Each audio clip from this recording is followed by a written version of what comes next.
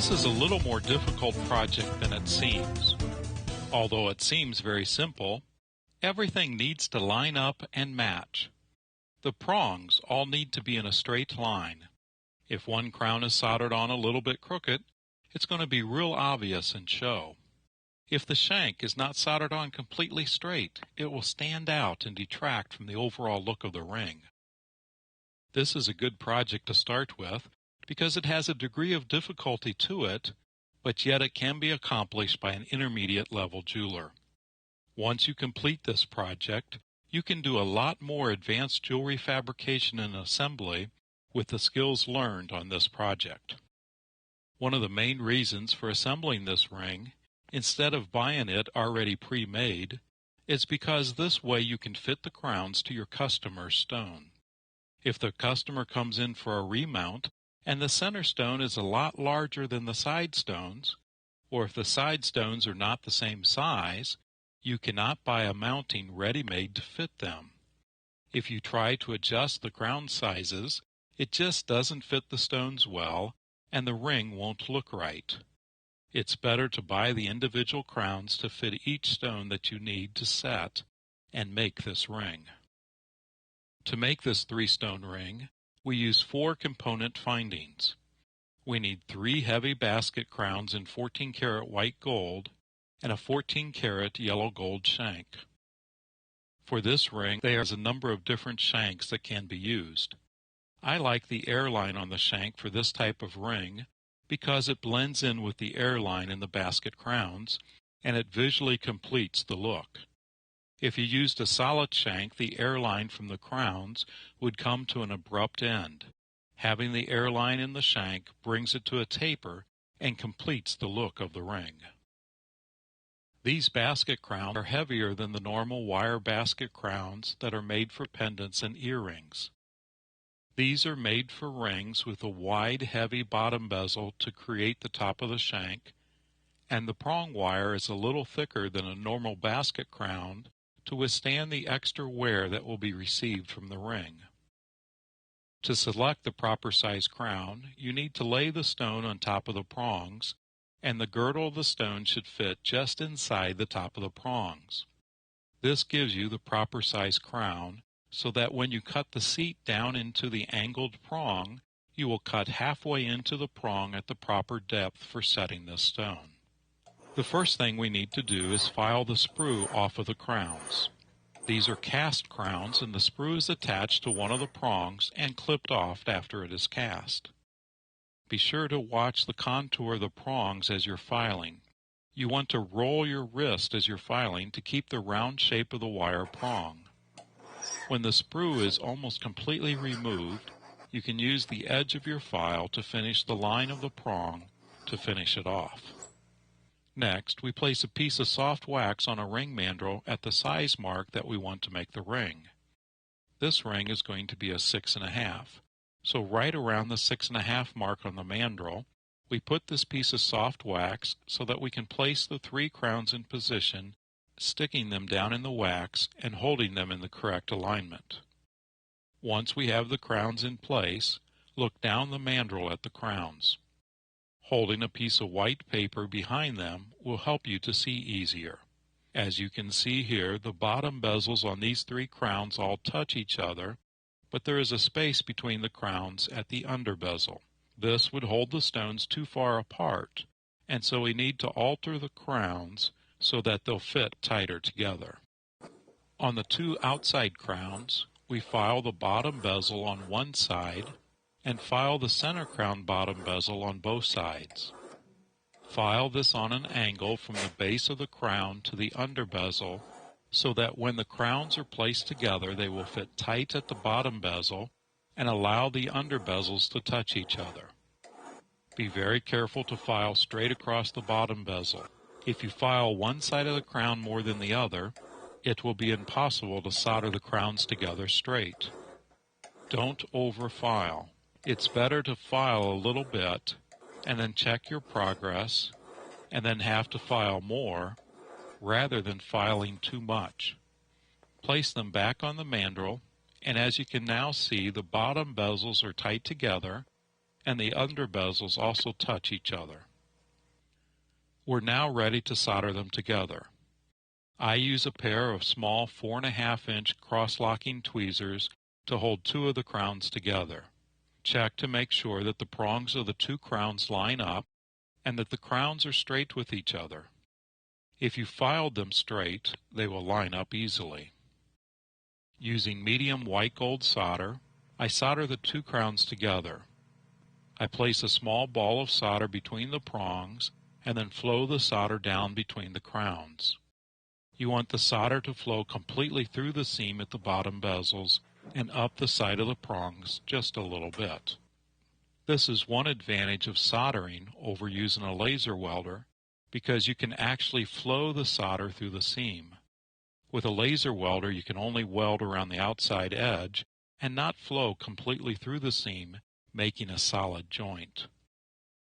Once the bottom bezel is soldered solidly and the solder is flowed between the prongs, lay the crowns face up and flow solder between the two under bezels, soldering them solidly together.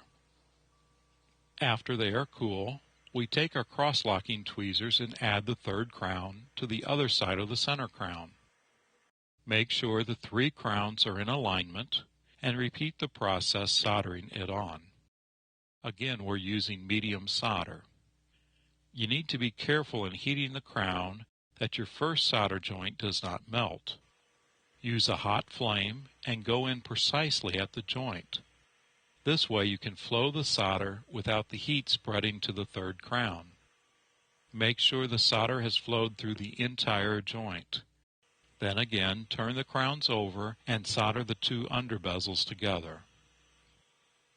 After they are soldered, allow them to air cool. Never quench white gold. Next, we need to clean up our solder joints. I begin using a saw to cut the line between the two prongs to clean up any excess solder and to create a nice clean straight line separating the two prongs.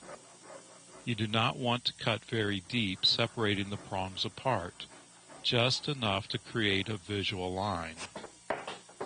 Then use a file to clean up the outside of the prongs, removing any excess solder and shaping and refining the look of the prongs. For this process, I'm using a half-round hand file and using the flat side of the file to file the outside curves. Then using the very edge of the file to get down into the line that separates the prongs from each other and separates the prong from the under bezel wire.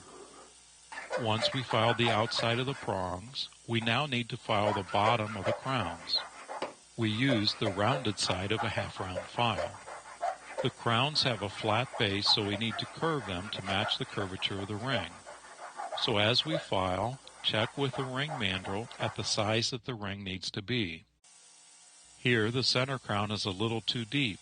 It's hitting the ring mandrel and the crowns are rocking. So we need to file the center crown a little bit more and blend it into the side crowns. Once that fits, I then refine my filing with a cross burr to clean up the lines between the prongs and between the prongs and the under bezel. A cross burr is very handy to use for this application because of its tapered design. You can use the thicker portion to cut away more metal, or you can tip the burr so that just the very point is cutting a very precise line. The narrow design of the cross burr also allows you to cut into the air line and clean out any excess solder that may have flowed into the center of the crowns. Taking a little extra time at this point to clean up and shape the crowns will pay off later in a better looking piece. I then use a number 6 cut needle file to remove all the file marks from my hand file and also from the cross burr. A number 6 needle file is very fine and you could go straight to Tripoli, or if you use a pumice wheel, you will not have to clean up as much to remove these file marks. With this needle file you can reach inside between the prongs and clean up the solder seam where you soldered the two under bezels together. Next, we use a large bud burr and just cut in a little bit on the bottom of each of the holes to remove any burrs from filing and to clean up these holes and make them perfectly round. We then use a series of silicon rubber wheels. This is a very fine cut silicon rubber, or you could use a pumice wheel here. This will remove all the file marks and leave a nice finish. Because we used the fine number 6 cut needle file, we only have to use these wheels just a little bit. If we left the rough file marks from the hand file, we would need to use these silicon rubber wheels more aggressively, and it would not leave the surface as smooth and even. A round cylinder silicon wheel is used to clean up the bottom of the crowns, and a sharp knife edge wheel is used to clean up between the prongs and to shape and round the prongs. If this knife edge wears down and becomes dull, it's easy to sharpen against a coarse sharpening stone or an old hand file. Next, we need to prepare our shank to solder the crowns to it. File the ends of the 2 fingers of the shank with a hand file to make sure they are straight and even. I then like to take my saw and clean the airline to shape the V and remove any marks left from the die striking or the casting process, depending on which process was used to make the shank you're using. Then polish it with a bristle brush. The inside of this airline needs to be polished now when you have easy access to it. Once it's soldered onto the crowns, it will be hard to get to. To attach the crowns to the shank, we use this head shank tweezer. We need to adjust this so that the bottom of the shank fits up against the bottom bezel and it's smooth on the inside finger hole, and that the top finger of the shank will reach the under bezel of the side stone crowns. You need to examine this so that the shank is straight with the prongs and that it contacts the side stones directly in the center between the 2 prongs. We then coat the complete ring with boric acid and alcohol and solder the side crowns to the shank using medium yellow gold solder. We solder the shank to the bottom bezel and the under bezel of the crown on both sides.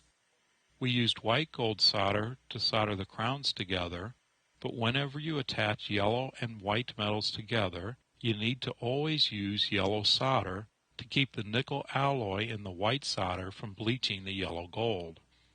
Since the yellow solder has a lower melting temperature than the white solder, we should not have any problems with the crowns coming apart while we're attaching the shank. Once the shank is attached to the crowns on both sides, we can take it out of the head shank tweezer and examine it to make sure it's straight. Then hold it in a regular solder tweezer to finish the soldering process. Once it's soldered, we first take our half-round file and clean the solder joints on the inside of the shank and blend the shank into the base of the crowns.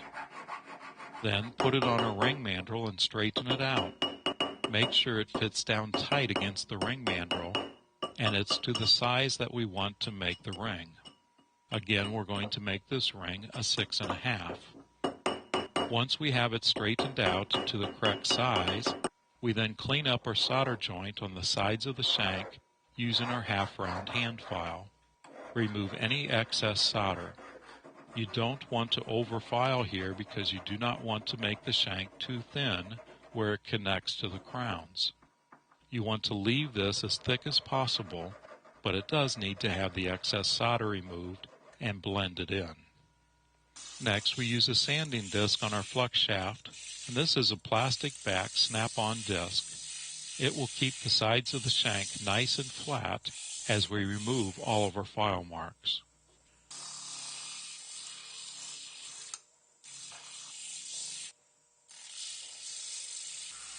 We then use a bristle brush to pre-polish the mounting at our bench.